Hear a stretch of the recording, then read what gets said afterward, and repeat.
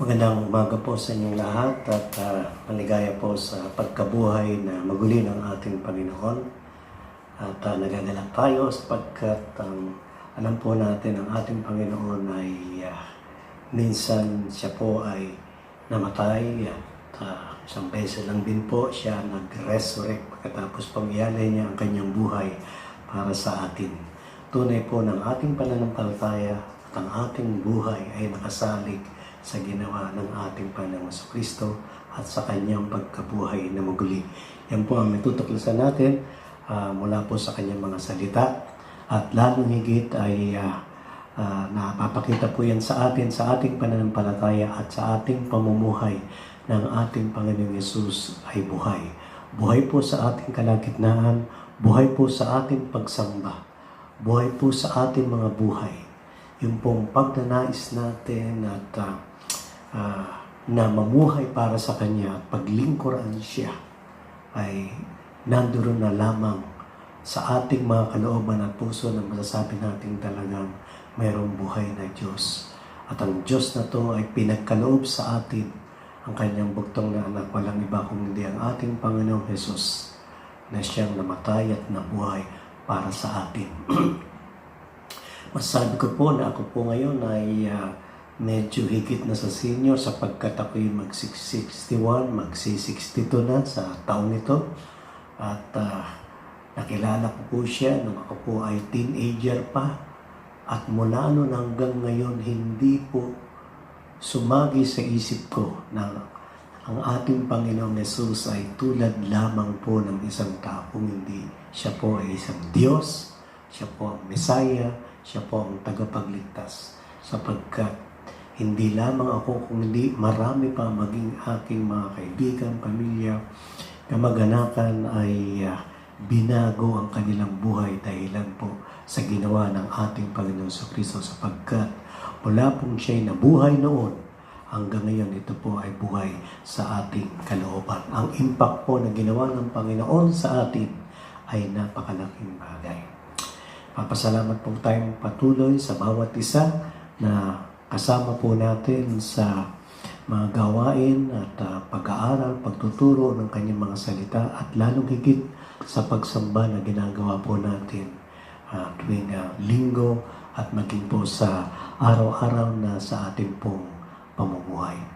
Masaya at malungkot minsan ang aking nararamdaman sapagkat ang ating pong nararanasan at nakikita sa balita at sa ating kapaligiran sa bansa natin at sa labas ng bansa natin ay medyo minsan ay nakakaalarma.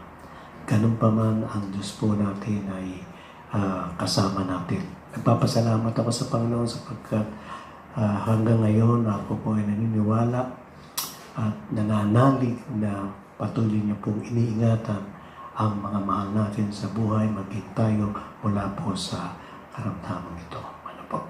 Tayo po muna ay magpasalamat at manalangin sa dumulog sa ating Panginoon. Panginoon, kami po ay nagpapasalamat sa inyo sapagkat kailanman, O Lord, hindi nyo kami pinabayaan. Patuloy kayong nag-iingat sa amin. Patuloy kayong nagbibigay ng pangailangan namin. Patuloy po kayo nagpapalakas sa amin. Salamat po hanggang sa pagkabuhay na muli na amin pong sinasalubong. Tunay po na ang inyong katapatan, ang pag-ibig sa amin ay palagi po namin nakikita at nararamdaman. Ingatan niyo po kami, Panginoon, sa araw-araw hanggang umalis at alpas kami dito po sa karamdamang COVID-19 to. Hindi lamang po kami kundi maging ang aming mga kababayan at sa mga ibang bansa. Ingatan niyo po ang mga kapatiran. Ingatan niyo po kami at dalangin namin ay kailan niyo na pong palilipasin at sa inyong kapangyarihan ay alisin na po ang karamdaman ito, O Lord. Marami pong salamat sa inyong kabutihan at katapatan sa amin. Kayo po ang aming sinasamba. Sa pangalan ni Jesus. Amen. Nais ko pong magpasimula dito po sa isang quote ni James Hetley na kinote din po niya kay J.V. Hafner. Ano po, ito po inabasa ko sa sulat po ni Charles Swindoll na aking paborito. Ano po, na isa sa pinakikinggan sa pagtuturo ng kanyang mga salita at naniniwala ko kayo din po. Ito po ay pinamagatang One Solitary Life. Ito po ay sulat tungkol sa ating Panginoon, yung kanyang impact sa atin. Ano po? Sabi po, here is a man who was born in an obscure village, the child of a peasant woman. He worked in a carpenter shop until he was 30. And then for 3 years, he was an itinerant preacher. He never wrote a book. He never held an office. He never owned a home. He never had a family. He never went to college. He never put his foot inside a big city. He never traveled 200 miles from the place where he was born. He never did one of the things that usually accompany greatness. He had no credentials but himself. He had nothing to do with his word except the naked power of his divine manhood. While still a young man, the tide of popular opinion turned against him. He was turned over to his enemies. He went through the mockery of a trial. He was nailed to a cross between two thieves. His executioners gambled for the only piece property he had on earth while he was dying, and that was his goal. When he was dead, he was taken down and laid in a borrowed grave. Through the pity of a friend, such was his human life, he rises from the dead. 19 white centuries have come and gone today.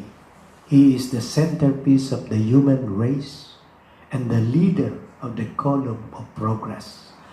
I am within mark when I say that all the armies that ever marched and all the navies that ever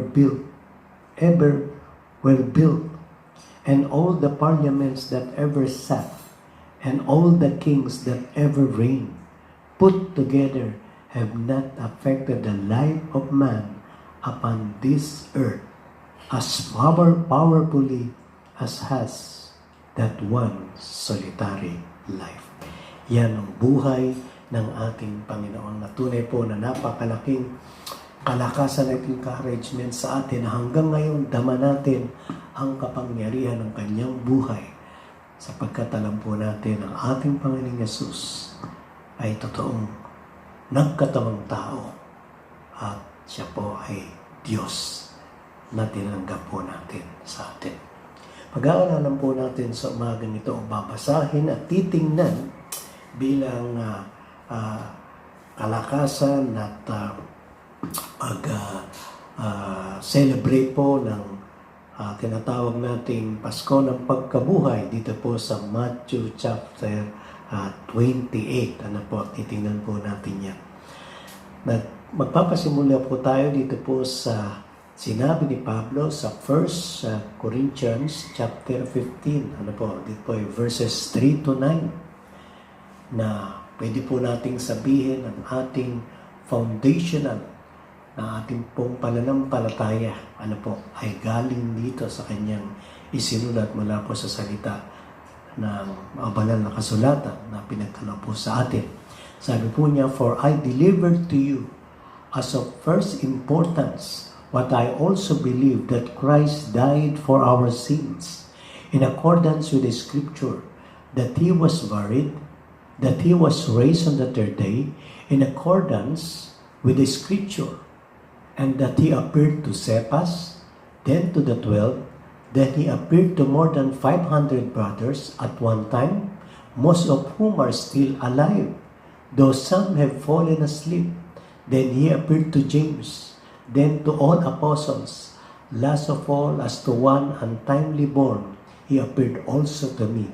For I am the least of the apostles, unworthy to be called an apostle, because I persecuted the Church of God. Napakaliwanag po ng sinasabi tungkol po sa ating pananampalataya na ang ating Panginoong Yesus ay namatay at pagkatapos noon ng 3 araw siya po ay muling nabuhay. Sa Romans 6:1-5, ganito po kanyang sinabi, "What shall we say then? Are we to remain in sin so that grace may increase? Absolutely not. How can we who died to sin still live in it? Or do you not know that as many as were baptized into Christ Jesus were baptized into His death? Therefore, we have been buried with Him through baptism into death, in order that just as Christ was raised from the dead through the glory of the Father, so we too may live in a new life. For if we have become united with Him in the likeness of His death, we will certainly also be united in the likeness of His resurrection." Napakalaking encouragement po sa atin na tayo po ay patuloy na manalig at patuloy na mamuhay sa katwiran at sa kabanalan, sapagkat tayo rin po ay minsan isinama ng ating Panginoon Yesus doon sa kanyang kamatayan, at pagkatapos po sa kanyang muling pagkabuhay, tayo po ay kanyang isinama. Kaya po ang challenge po ni Pablo sa atin na tayo po ay mamuhay para sa kanya, maglingkod at mamuhay ng matuwid para sa kanya. Pinamagatan ko po dito po sa Matthew 28. Ewan ko po biglang pumasok sa akin yung salitang pictures. Kaya pinamagatan ko po pictures of the resurrection. Kasi po sa maraming pagkakataon minsan, kapag medyo wala tayong magawa, ay tumitingin po tayo sa Facebook, tumitingin tayo sa balita. At napakaraming mga event ang ating nakikita bukod sa balita. Lalo na po sa Facebook, napakaraming pictures po tayong nakikita ng inilalagay ng mga tao. Ano po? May pictures po na talagang malaking pakinabang sa atin. Ano po? Mga in-upload na kung saan napapanood natin at nakikita. Yung iba ay nakakatuwa, yung iba ay nagbibigay ng information, yung iba naman ay wala lang. Ano po, basta picture lang kung ano-ano po nakikita. Ano po. At ako'y natatawa dun sa isang nilagay ng isang bata na may kasama pang kanta. Hindi ko po masyado talagang tinapos, pero ibinalita pa na kung saan, sa balita, na kung saan ang kanta po niya ay isang linggong sardinas. Ano po, nakakatuwa yung expression ng bata. Kaya po yung pictures ay napasok sa isip ko. Ano po. Ang ating Panginoon ay dumating sa time niya na kung saan ay wala pa pong mga cellphone at wala pang mga camera at wala pang mga pictures. Marahil ay talagang ginawa niya upang mailayo tayo sa mga maraming mga pictures na pwedeng makuha ng ating Panginoon. And then lately, ito po ay gamitin bilang mga sabihin natin na mga gamitin sa pagsamba at iba pa, at mawala po yung tinatawag nating buhay na Diyos. Ano po? Ang ating Panginoon ay hindi po kailangan. Siya po ay nung nabuhay kasama natin, at ang Diyos na Espiritu na siya nagkaloob sa ating Panginoon, at ang ating Panginoon sa Banal na Espiritu, sila po'y buhay at kasama natin, at walang panahon para po sa kanila. Palaging nandyan ang ating Panginoon. So, tingnan po natin ito pong mga talatang to at mga pictures na to. Ano po? Ang nakita ko pong isang pictures ay ito pong picture na kung saan hindi ko po alam na kung ito ang talagang lugar. Marahil, yan po ang sinasabi ng maraming tao na yung tinatawag na empty tomb or empty sepulcher. Ano po? Na kung saan ang ating Panginoon ay inilagak, pagkatapos po ay walang lamang tutunghayan po natin yan. Ano po? Sa church, hindi po natin nailagay yan. Siguro kasi malaki. Ano po? Ang usually picture natin is the cross, yung pong kamatay ng ating Panginoon.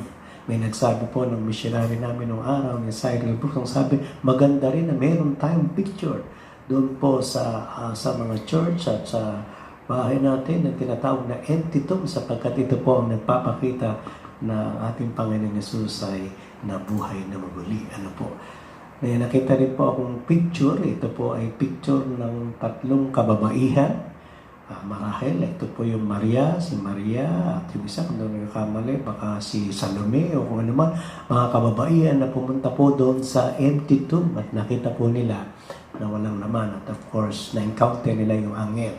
Ano po, na mababasa natin mamaya. And then, ang last picture ko po nakita, ang ating Panginoong Yesus ay nakita po niya, nagpakita po siya sa kanyang mga alagad at of course sa mga 500 nung siya po ay nag-stay ng 40 days. So, tingnan na po natin yung Matthew chapter 28. Ano po?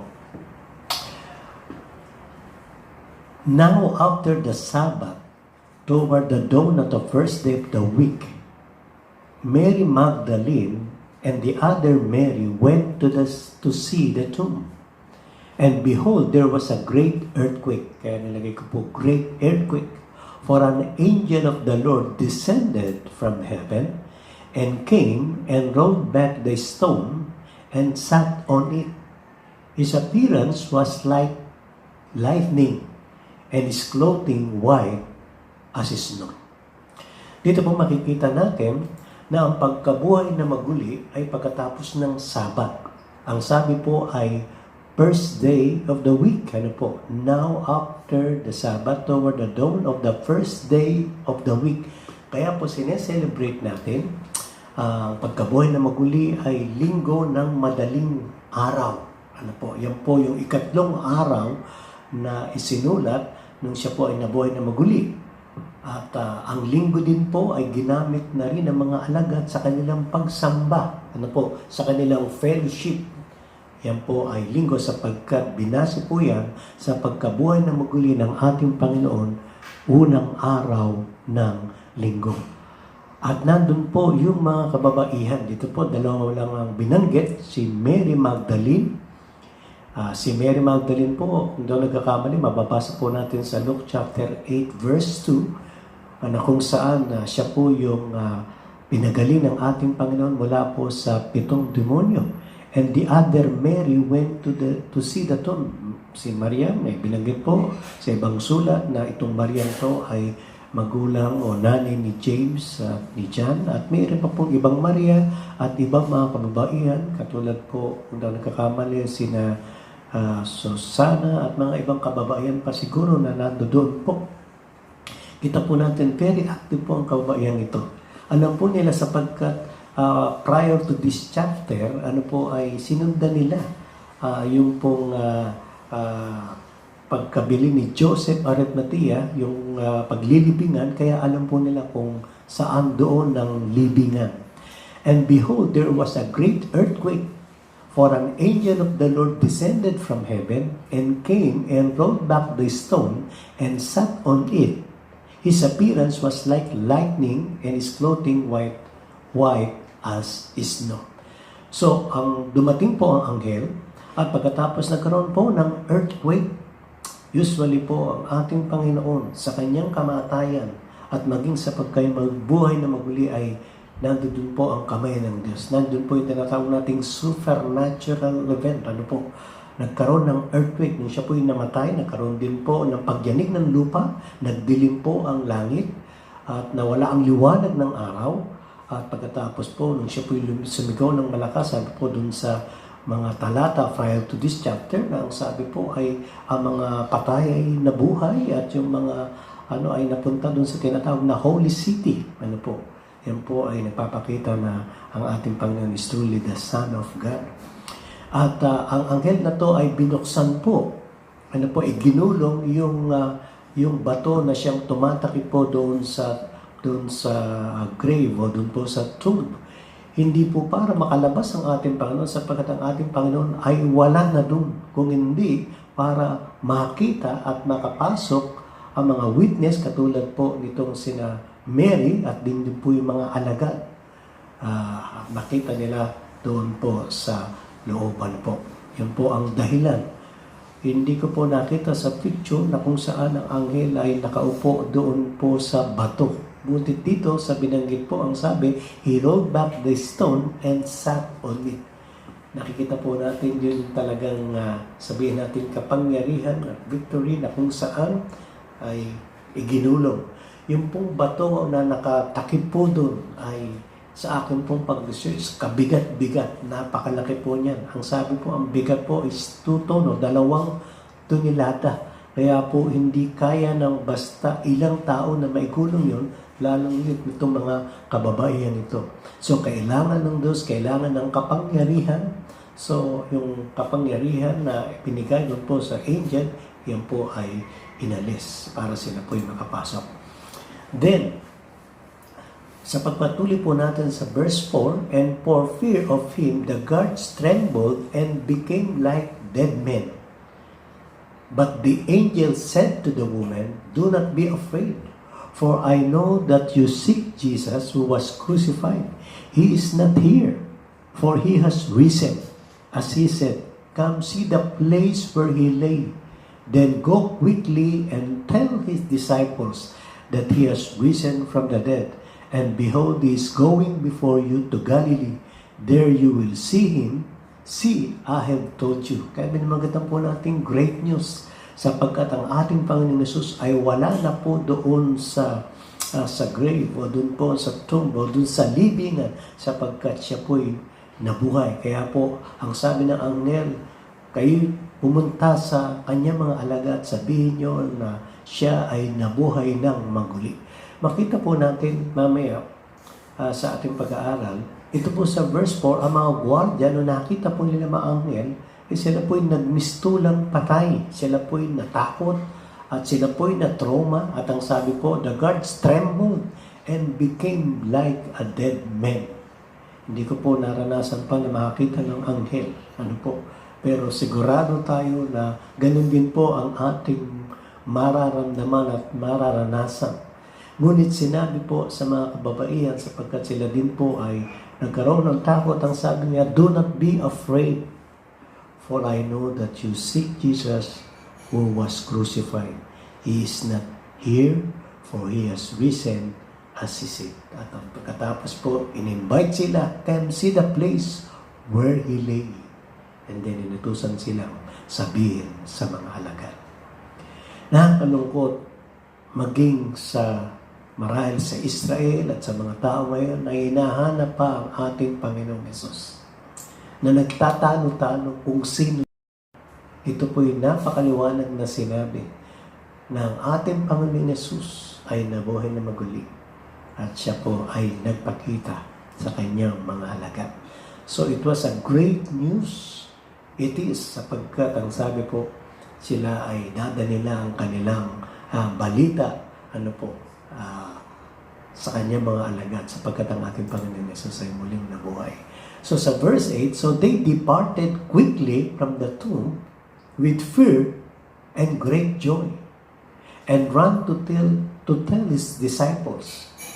At nagulat po ako sa verse 9 dito po, and behold, Jesus met them and said, greetings. And they came up and took hold of his feet and worshiped him. Then Jesus said to them, do not be afraid. Go and tell my brothers to go to Galilee, and there they will see me. Wow, napakaganda. Sabi natin, pinamagatan natin itong pictures of the resurrection. Mula po nung una hanggang dito, talagang nag-create po sa isip ko ng mga pictures, mula nung sa ang mga kababaihan ay pumunta doon sa libingan, pagkatapos nakita po yung mga anghel, at pagkatapos po ang anghel ay nagpakita sa kanila at sinabing ang ating Panginoong Yesus ay muling nabuhay at ginulong ang bato hanggang sila po'y tumakbo. Nag-create po ng maraming picture sa akin. Pero ang pinakamaganda mga picture na naiisip ko sa verse 8, kung i-drawing natin o pipicture na sila po'y tumatakbo. Na merong takot, pero meron pong sabihin natin kaligayahan para sabihin sa mga alagad at pagkatapos na salubong nila ang ating Panginoon. Napakasarap po niya na ikaw ay nagmamadali na umahangos at sabihin ang mabuting balita tungkol sa ating Panginoong Yesus. At nung sila sa kanilang karanasan, Nandoon po yung kaligayahan papunta sa kanyang mga alagad. Hindi ko po alam, ang Panginoong Yesus ay minit sila. Nagpakita ang Panginoon sa kanila. Dito sa kababaihan, kaya pwede nating masabi sa pagkakataong ito, sila yung mga naunang naging witness. Mga babaeng ito, ano po, at nagpakita ang Panginoon sa kanila at sila ay sinalubong ng ating Panginoon. At ang mga ginawa ng babaeng ito ay sila po'y pumunta sa paanan ng ating Panginoon at siya'y sinamba. Kaya po ang ating Panginoon Yesus, mahirap pong sabihin ni naman na ang ating Panginoong Yesus ay tulad lamang ng isang tao o isang mabuting tao o isabihin natin pwedeng maging propeta o isang rabay o tagapagturo o isang matalinong tao. Hindi. Siya po ay Diyos sapagkat siya po ay sinamba at tinanggap po niya ang pagsamba hindi lamang ng kababayan ito kung hindi sa kanyang mga milagro na siya po ang kanyang mga pinagaling ay sinamba po ang ating Panginoong Yesus. Then ang sabi ng Panginoon, do not be afraid, go and tell my brothers to go to Galilee and there they will see me. Kaya matakot, sabihin niyo sa mga alagad na ako'y buhay at sila po'y katatagpuin of course doon po sa Galilee. What a great joy! Sana po meron din tayong kaligayahan sa ating puso na nag-uumapaw po sa ating pagkakilala sa ating Panginoon. Verse 11, while they were going, behold, some of the guard went into the city, habang nangyayari po yun, and told the chief priests all that had taken place. And when they had assembled with the elders and taken counsel, they gave a sufficient sum of money to the soldiers, and said, tell people, his disciples came by night and stole him away while we were asleep. And if he comes to the governor's ears, if this comes to the governor's ears, we will satisfy him and keep you out of trouble. So they took the money and did as they were directed, and this story has been spread among the Jews to this day. So, nung sinulat to, itong kasinungalingan ng ginawa ng mga chief priests, na binribe yung mga soldiers o yung mga sundalo na nagbantay doon po sa libingan ng ating Panginoon, ay binigyan po sila malawan pera at pinagkalat po nila yung kasinungalingang sinabi po ng mga chief priests. Ewan po kung titingnan po natin ito, napakalinaw. Una po sa mga unang talata, nangyari sa kanila, sila po'y natakot at nagmistulang patay. Ano po? At taliwas dito po sa sinabi na kung saan nasasabihin nila nung sila po'y natutulog, ninakaw ng mga alagad yung katawan ng ating Panginoon at pagkatapos sinabi na siya po ay muling nabuhay. Ang dami pong mga problema dito na kung saan mahirap paniwalaan. Siyempre, alam po natin yung batong igugulong, napakabigat po, no? Hindi po kaya basta-basta na igulong. Pangalawa, ang mga alagad na to ay takot na takot. Ano po? Na kung saan nung time na yun, sila po'y nagpulasan. Gagawin pa po ba nila na sila'y pupunta at nanakawin? O may gugulong man nila yung bato, yung pong inilagay na bato ay pinaselyuhan po ng mga chief priests na ito. Naghingi po sila ng authority na bantayan ng mga soldiers. At ang pagbantay po ng mga soldiers ay hindi po basta-basta. Nakataya po ang kanilang buhay kapag ka po nawala yung kanilang binabantayan. At pagkatapos po ay naglalagay ng ganitong kasinungalingan, napakahirap pong paniwalaan. Kaya very, very inconsistent. Nakakalungkot sapagkat ito pong mga soldiers, sinanggap po nila yung pera at sila'y pumayag sapagkat wala po sila sigurong magawa. Hindi ko po alam kung ano ang mangyayari pagkatapos ito o nangyari sa kanilang buhay. Pero makita po natin na mismo sila ay witness sa pagkabuhay na maguli ng ating Panginoon. Makikita po natin yung kalungkutan na kung saan yung tigas ng kalooban at tigas ng puso ng mga chief priest na ito na nag-utos sa kanila. Na alam nila ng ating Panginoon ay hindi kayang mabuhay at siya po'y namatay at nandoon at inilibing at pagkatapos po ay nabuhay na maguli. Ito po'y malino na ebidensya na siya po ay Diyos. Dito lamang po sa pagkakataong ito ay pwede silang sumampalataya at makita ang katotohanan ng ating Panginoon ay talagang isang Diyos na binigay ng ating Ama na tagapagligtas para sa atin. And then, sa verse 16, now the 11 disciples went to Galilee to the mountain to which Jesus had directed them. And when they saw him, they worshipped him, but some doubted. And Jesus came and said to them, all authority in heaven and on earth has been given to me. Go therefore and make disciples of all nations, baptizing them in the name of the Father and the Son and of the Holy Spirit, teaching them to observe all that I have commanded you. And behold, I am with you always to the end of the age. Yan ang muling pangusap ng ating Panginoon nung siya po ay nagpakita sa mga alagad. Of course, matagal pa po siyang nakasama. Binanggit po yan sa 1 Corinthians at sinulat po din yan ni Lucas sa Aklat Mga Gawa ng ating Panginoon ay nanatila 40 days kasama ng mga alagad. Hindi lamang po yung 11 at dinagdag na isa at pagkatapos po yung mga marami pang alagad. At ang sabi po, more than 500 nakita po siya na siya po ay nagtuturo ng kaharian ng langit o kaharian ng Diyos. Ano po? At kasama nila and then later siya po ay umakyat sa Acts chapter 1 habang siya po ay nagsasalita sa kanila. Kita po natin sa huli sinabi ng ating Panginoon, all authority in heaven and on earth has been given to me.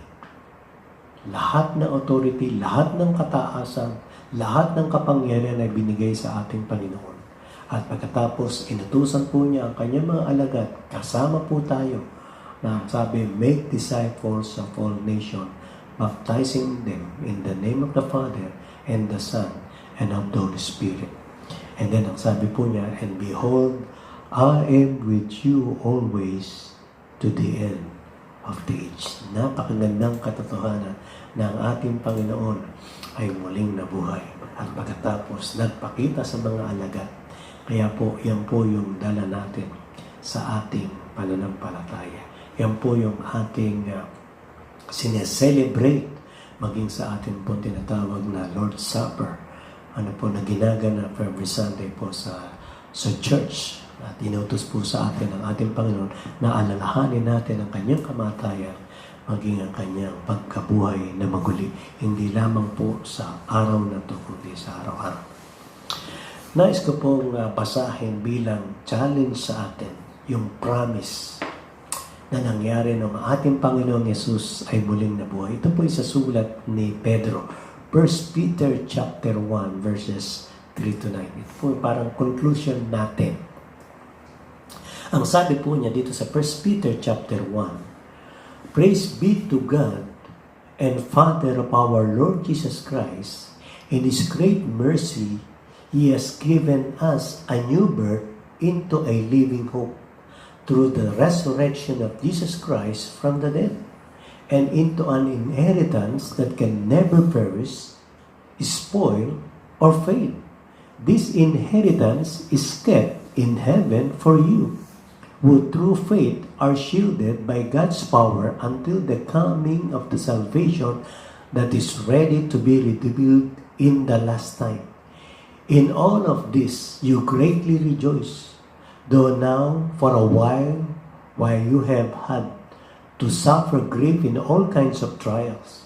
These have come so that the proven genuineness of your faith, of greater worth than gold, which perishes even through the refined by fire, may result in praise, glory, and honor when Jesus Christ is revealed.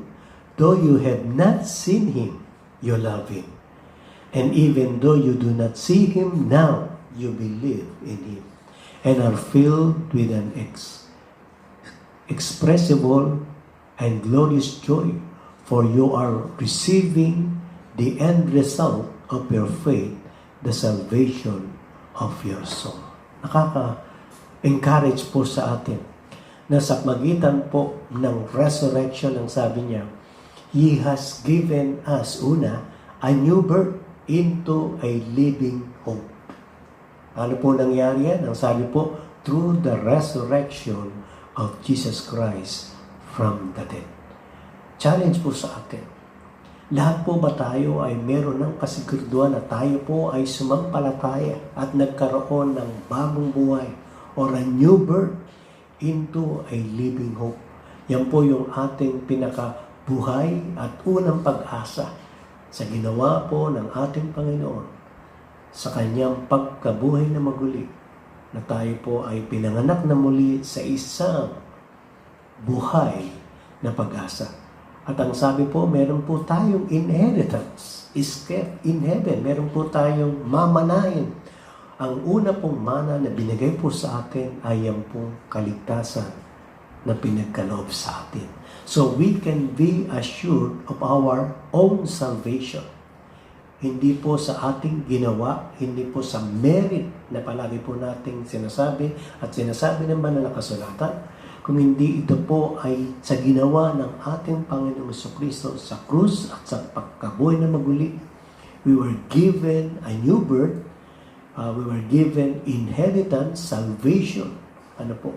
Ito po ay kaloob, it's a gift from God na binigay po sa atin. Kaya we can be assured na kung tayo po ay nagsisinan sa ating mga kasalanan at pagkatapos po tinanggap po natin ng biyaya at kaloob na ginawa ng ating Panginoon sa ating buhay, ay ang sabi po, meron po tayong kaligtasan, kasiguraduhan ng kaligtasan. Binanggit po din po sa talatang ito na kung saan na kahit sa kasalukuyan, tumatanggap po tayo at nakakaranas ng iba't ibang pagsubok.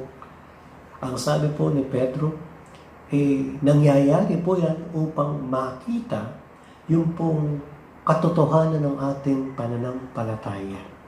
Sa kanila, naranasan po niyan nang sila po ay na-persecute at marami po ay maaring nanlamig at tumalikod at nagpakita kung sila po ay talagang totoong mga anak ng Diyos at kumikilala sa ating Panginoon Yesus. Ang pagsubok po minsan ay nagpapakita ng katotohanan na ang ating pananampalataya ay tunay nga. Ano po? Ang sabi po, it is tested by fire.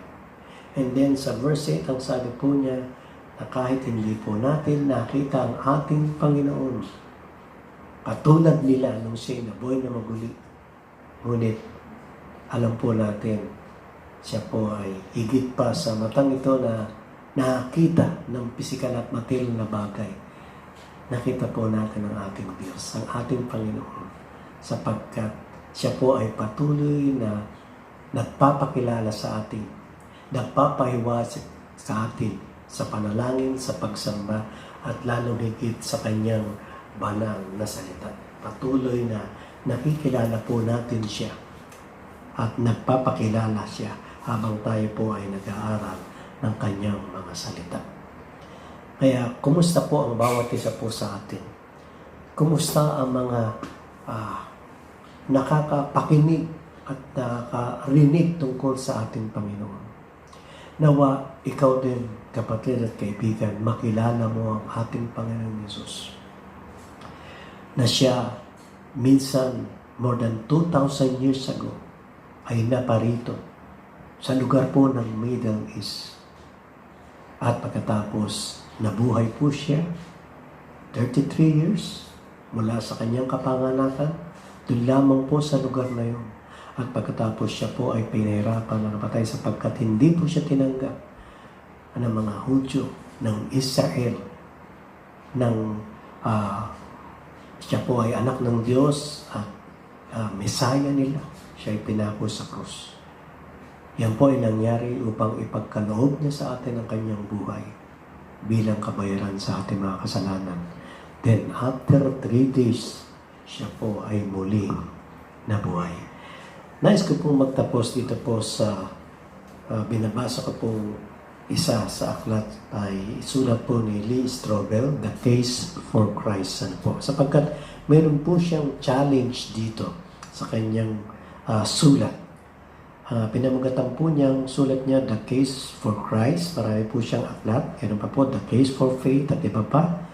At dito po pinamagatan niyang A Journalist's Personal Investigation of the Evidence for Jesus. Kaya tinignan niya po, marami po siyang in-interview, mga tao na mga tumingin tungkol po sa ating Panginoon, sa kanyang buhay, sa kanyang kamatayan, sa kanyang lugar, sa kanyang pagtuturo at marami pang iba. Then sa bandang huli, sabi niya, then so what? Ang sabi niya. Ano mangyayari to? Sapagkat siya rin po, after na pinag-aralan niya, siya po ay kumilala din sa ating Panginoon. Ano po? Then later, from sabihin natin, agnostic, o kung siya po ay hindi naniniwala sa ating Panginoon, ay naging mananampalataya po siya. Ito po yung sinabi niyang challenge sa kanyang sarili. Maging challenge din po sa atin at sa lahat ng nakikinig dito po. Ito po ibabasahin ko sa kanyang sulat sa page 266. Sabi po niya, if Jesus is the Son of God, His teachings are more than just good ideas from a wise teacher. They are divine insights on which I can confidently build my life. If Jesus sets the standard for morality, I can now have an unwavering foundation for my choices and decisions, rather than basing them on the ever-shifting sand of expediency and self-centeredness. If Jesus did rise from the dead, He is still alive today and available for me to encounter on a personal basis. Napakaganda. If Jesus conquered death, He can open the door of eternal life for me too. If Jesus has divine power, He has the supernatural ability to guide me and help me and transform me as I follow Him. If Jesus has divine power, He has the ability to guide me, help me, transform me as I follow Him. If Jesus personally knows the pain of loss and suffering, He can comfort and encourage me in the midst of the turbulence that He Himself warned is inevitable in a world corrupted by sin. If Jesus loves me, as He says, He has my best interest at heart. That means I have nothing to lose and everything to gain by committing myself to Him and His purposes. And then sa bandang uli, if Jesus is He who claims to be, and remember, no leader of any other major religion has ever even pretended to be God. As my Creator, He rightfully deserved my allegiance, obedience, and worship. Dahilan po kung bakit binasa ko po, gusto ko pong i-challenge tayo sa ating pong pagbabasa sa ating banal na kasulatan at sa pananampalataya sa ating Panginoon. Kung siya po ang ating Diyos at Panginoon ng ating buhay, then panahon po sa atin, ibigay po natin ang lahat sa ating buhay, ang ating buhay para sa Kanya. Sa paglilingkod, sa pamumuhay ng tapat at matuwid, hanggang siya po ay dumating. At sabihin po natin sa iba, ang kaligtasan at mabuting balita na binigay ng ginawa ng ating Panginoon sa atin at sinulat sa Kanyang banal na kasulatan. Ano po? Nakakalungkot sapagkat marami po maging sa pangangarap, maging sa kasalukuyan ngayon, na minsan pinapanood ko at pinakikinggan. Meaning ko po, ito po ay nagbibigay ng encouragement din sa atin. Pero kadalasan nakalulungkot sapagkat ang sentro nito minsan ay sentro pa rin po ng ating mga sarili kung papaano po tayo magiging maligaya, magiging sabihin natin matagumpay, mapagpala, wala pong masama dyan. Pero nalulungkot ako, ang sentro nito, sentro pa rin minsan ng ating mga sarili. Ano po?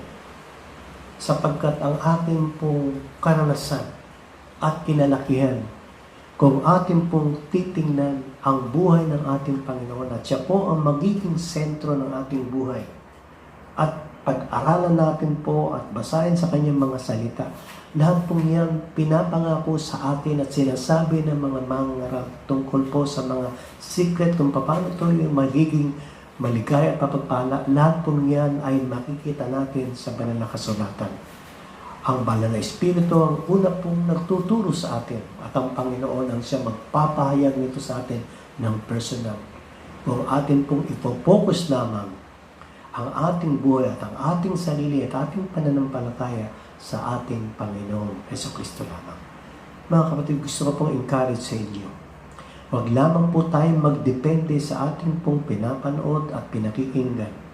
Ano po? Kung di mismo tayo ilapit natin ang ating sarili sa ating Panginoon. Katulad ng ginawa ni Maria, ang sabi po, siya po ay pumunta sa kanyang paanan, siya po ay sinamba. At kapag po ang ating Panginoong Hesus ang ating focus, masasabi po natin, lahat po ng ating pangailangan, hindi lamang po material, lalagit sa ating mga spiritual at mga practical sa ating pong pamumuhay sa ngayon, yan po ay pagkakaloob po niya sa atin. Magandang umaga po sa inyo. Pagpalain po kayo ng ating Panginoon. At sa araw na to, na ating pong sineselebrate ang pagkabuhay na maguli ng ating Panginoon, ang aking pong dalangin, nawa ang ating Panginoong Yesus na nabuhay na maguli ay buhay sa ating mga puso, sa ating mga kalooban, at sa ating buhay, sa ating pamilya, at sa ating paglilingkod. Maraming pong salamat mga kapatid at magandang umaga. Pagpalain po kayo ng ating Panginoong Yesus. Ngayon. Amen at amen. Maraming pong salamat mga kapatid.